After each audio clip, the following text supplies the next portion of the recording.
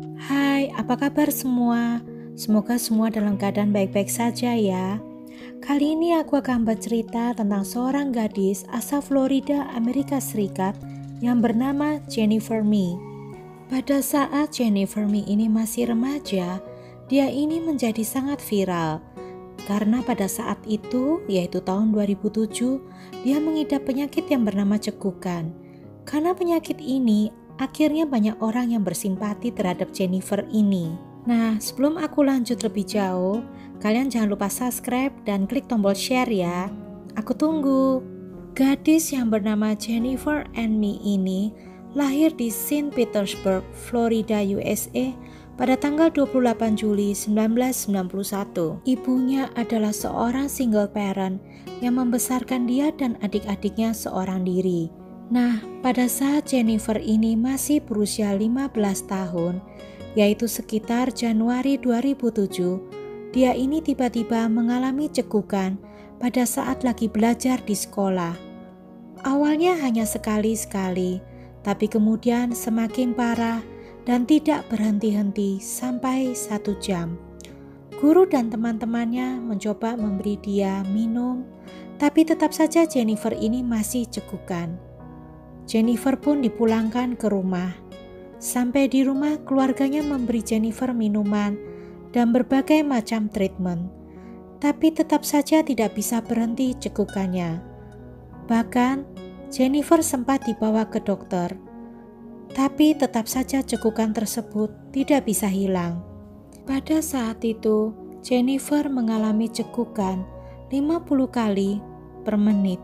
Tidak bisa dibayangkan bagaimana rasanya. Pasti Jennifer menderita sekali. Hal ini membuat Jennifer sulit untuk melakukan berbagai macam aktivitas. Bahkan untuk makan saja, dia kesulitan. Gara-gara cekukan ini, Jennifer sampai merasakan dadanya sakit dan tenggorokannya perih. Anehnya, tidak ada satupun dokter yang Jennifer datangin bisa menyembuhkan Jennifer. Karena penyakit anehnya ini, awak media pun banyak yang meliput tentang dia. Dia muncul di berbagai acara TV show di USA untuk meminta pertolongan agar dia bisa sembuh.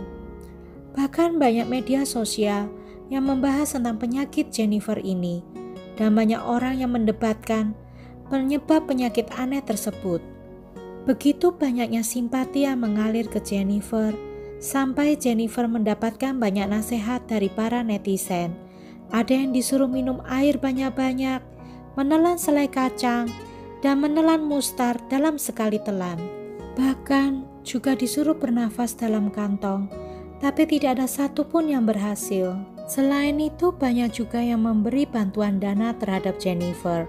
Bahkan penyanyi Kid Urban juga mengajak masyarakat untuk memberi bantuan untuk kesembuhan Jennifer. Karena penyakitnya ini, Jennifer menjadi kesayangan banyak orang. Banyak orang yang mengagumi dia karena perjuangannya dalam mencari kesembuhan.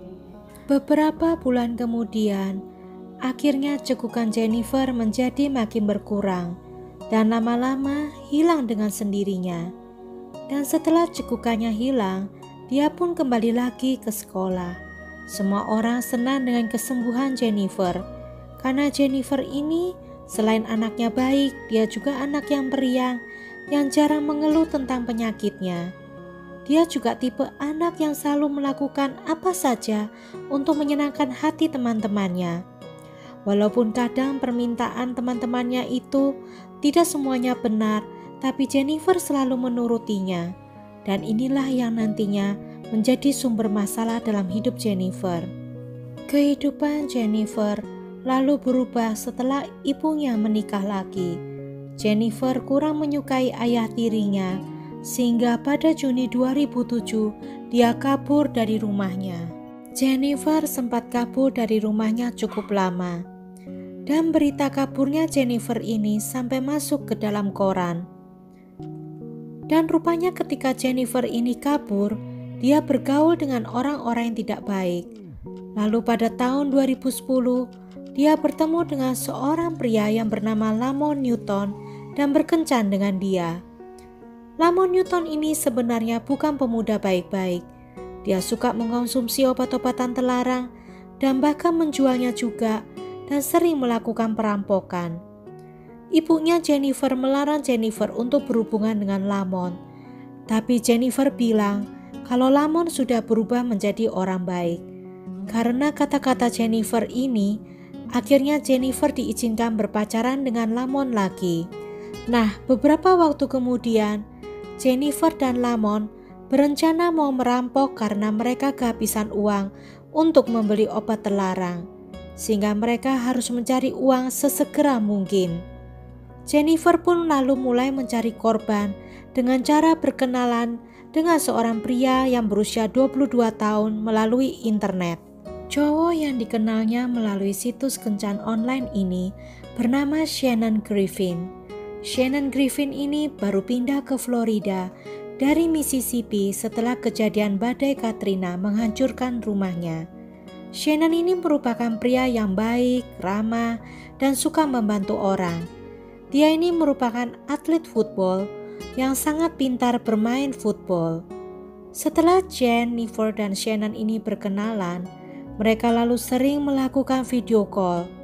Shannon terlihat begitu senang karena dia naksir berat dengan Jennifer. Shannon yang tidak tahu kalau Jennifer ada niat jahat terhadap dirinya, merasa tidak sabar untuk segera bertemu dan berkencan. Hingga suatu hari, saat yang dinantikan pun tiba. Mereka akhirnya bisa bertemu. Shannon begitu gembira. Dia berpakaian dengan bagus dan menggunakan parfum. Lalu dia mengendarai motor skuternya dan menuju ke St. Petersburg untuk menemui Jennifer.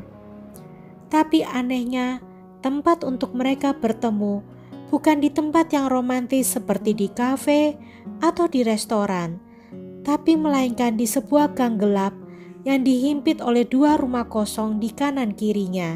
Jennifer lalu membujuk Shannon untuk memasuki gang tersebut dan memberitahunya untuk menunggu dirinya di sana, sementara Jennifer keluar sebentar untuk membeli marijuana. Dan ketika Shannon masuk ke gang tersebut, dia kaget karena di ujung gang tersebut sudah ada dua pria menanti dirinya. Dua orang tersebut adalah Lemon, pacarnya Jennifer, dan temannya Lemon yang bernama Laren. Pada saat itu, tugas Jennifer hanya membawa Shannon sampai dia masuk ke ujung gang untuk dirampok.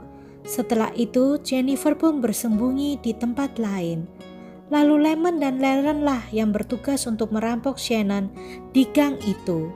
Namun perampokan itu tidak berjalan semudah yang direncanakan, karena Shannon melakukan perlawanan hingga akhirnya dia ditembak sebanyak 4 kali sampai meninggal dunia.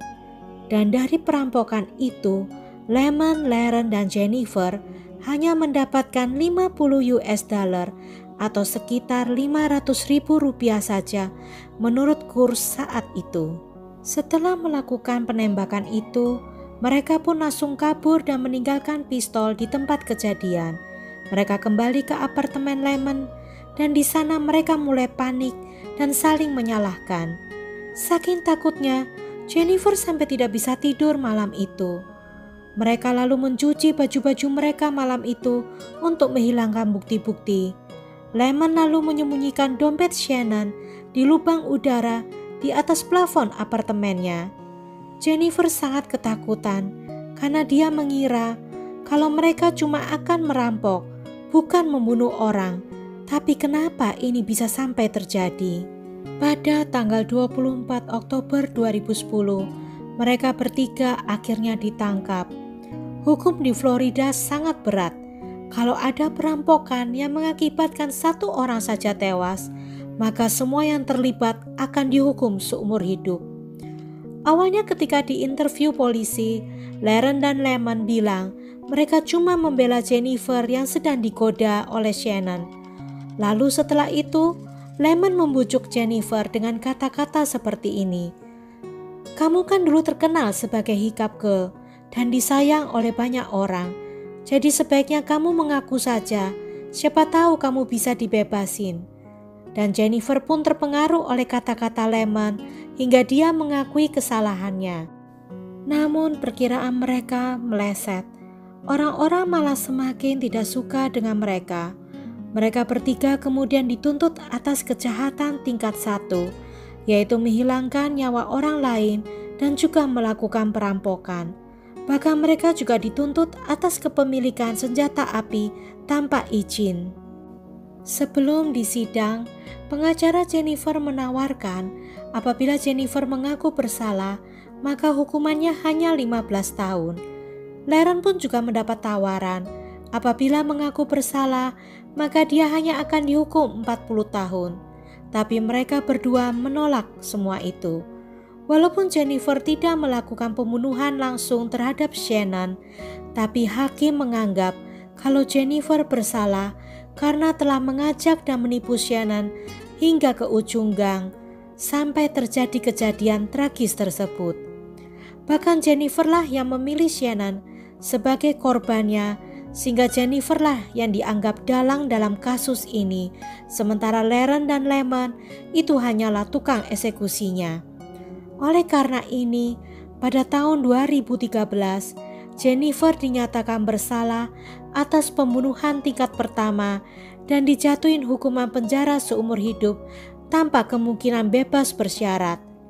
Laren dan Lemon juga dihukum penjara seumur hidup. Mamanya Jennifer sempat meminta keringanan hukuman, mengingat dulu Jennifer pernah sakit cekukan. Takutnya nanti Jennifer bisa kambuh lagi sakitnya. Jadi dia memohon agar hukumannya diperingan menjadi 15 tahun saja. Tapi namanya juga pengadilan, bukan pasar malam yang bisa tawar-menawar. Permintaan ibu Jennifer ini pun ditolak oleh hakim pengadilan. Jennifer dan kedua temannya tetap mendapat hukuman penjara seumur hidup tanpa ada kemungkinan bebas sampai habis usia mereka. Jennifer pun menangis di pengadilan mendengar keputusan hakim itu. Kedua orang tua Shannon merasa puas dengan keputusan hakim di pengadilan, meskipun mereka tahu kalau anak mereka Shannon tidak akan bisa kembali lagi. Saat ini Jennifer sedang menjalani hukumannya di Lowell Correctional Institution, Florida. Tampaknya Jennifer sadar dan mengakui kesalahannya. Jennifer tahu kalau dia telah salah memilih teman dan terjerumus dalam pemakaian obat-obatan terlarang, sehingga semua itu merusak pemikiran dan akal sehatnya. Jennifer merasa telah mengkhianati masyarakat dan orang-orang yang selama ini telah mendukung dia sewaktu dia sakit. Untungnya keluarganya terus mendukung dia dan sering menjenguk Jennifer di penjara untuk memberi Jennifer kekuatan. Nah, bagaimana menurut kalian teman-teman? Apakah menurut kalian hukuman untuk Jennifer ini pantas buat dia ataukah hukumannya terlalu berat? Seperti biasa, aku tunggu komentar kalian di kolom komen. Jujur, kalau aku sih kurang setuju, karena pada saat kejadian Jennifer tidak ada di tempat. Lagian tujuan dia hanyalah untuk merampok, sedangkan yang membunuh adalah Lemon dan Laren. Tapi ya, apa boleh buat, nasi sudah menjadi bubur. Sampai jumpa di lain cerita.